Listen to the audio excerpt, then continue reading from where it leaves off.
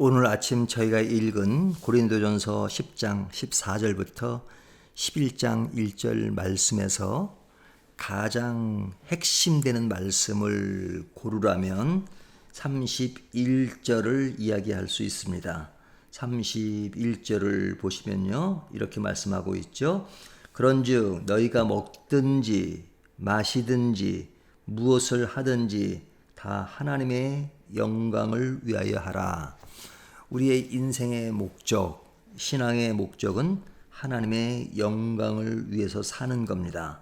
그 사는 모습을 구체적으로 표현하면 너희가 먹든지 마시든지 무엇을 하든지 다 하나님의 영광을 위해서 하는 것입니다.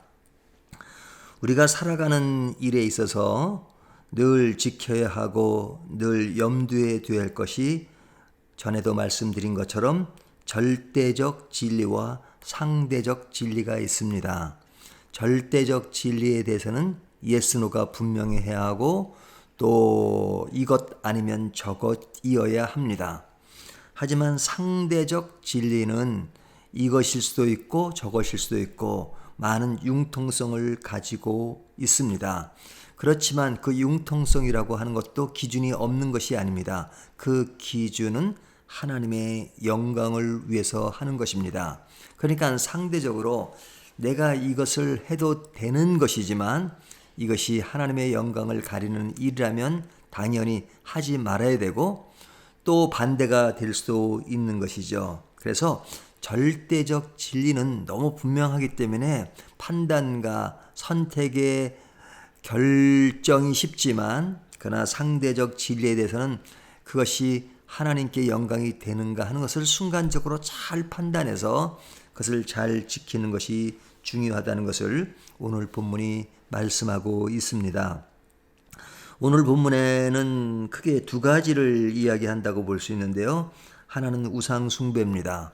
그 당시 고린도에는 신전에서 쉴 새 없이 제사가 이루어지고 있었습니다. 그러니까 제사가 이루어지는 것을 늘 직시하고 살 수 있는 삶의 터전이었죠. 그 당시 살아가는 사람들의 역사적 배경이기도 했습니다. 그러니까 그리스도인은 예배를 드리잖아요. 예배도 드리고 또 그 우상 숭배 제사에 참여하는 일도 있었습니다. 그래서 14절을 보게 되면 그런즉 내 사랑하는 자들아 우상 숭배하는 일을 피하라 그러죠.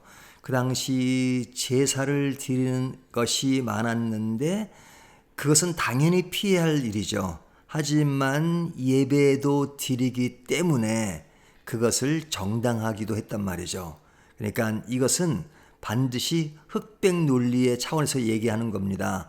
예배를 드리면 우상 숭배를 해도 된다는 것이 아니라 우상 숭배는 당연히 하지 말아야 되는 것이고 예배만 드려야 하는 것이 옳은 것이다 하는 것입니다.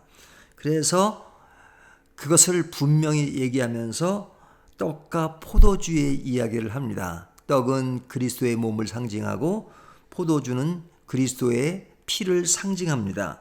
이것은 우리가 그리스도와 한 몸이라는 것을 강조하고 있는 것이죠. 하나님과 예수님, 우리 모두는 한 몸으로 이야기하고 있습니다. 그렇다면 우상숭배의 귀신과 한 몸이 될 수가 없는 것이죠. 이것은 당연한 것이고 하나님의 영광을 위한 일도 아니기 때문에 우상 숭배를 하지 말라 단호하게 이야기하고 있는 겁니다. 그리고 뒤에 이야기는 상대적인 이야기인데 우상 제물에 관해서는 이미 말씀을 드렸습니다. 우리가 믿음이 강한 자는 먹을 수 있습니다. 또 믿음이 약한 자는 그것이 양심의 가책이 되어서 먹지 않을 수도 있습니다. 그렇다면 강한 자가 약한 자를 위해서 덕을 세우는 것이 중요하다라고 말씀을 드렸습니다. 오늘 본문에도 그것을 이야기하고 있는 겁니다. 제사 음식인지 모르고는 먹을 수 있습니다. 하지만 제사 음식인 줄 알고 양심의 가책을 느낀다면 먹지 마라 하는 것입니다. 또한 그런 사람을 위해서 먹지 않는 것, 그것은 그를 위하는 일이다 하는 것입니다. 이것은 상대적인 일이지만 왜 이렇게 해야 되느냐? 하나님의 영광을 위해서. 사도 바울은 하나님의 영광을 위한 것을 제일 강조합니다. 그래서 그것을 본받는 것은 그리스도를 본받는 것이고, 또 우리가 그리스도를 본받는 것을 다른 사람들이 나를 통해서 본받을 수 있도록 하는 것은 그리스도인이 하나님의 영광을 위해 살아가는 삶의 모습이다 하는 것을 오늘 본문이 말씀해 주고 있습니다.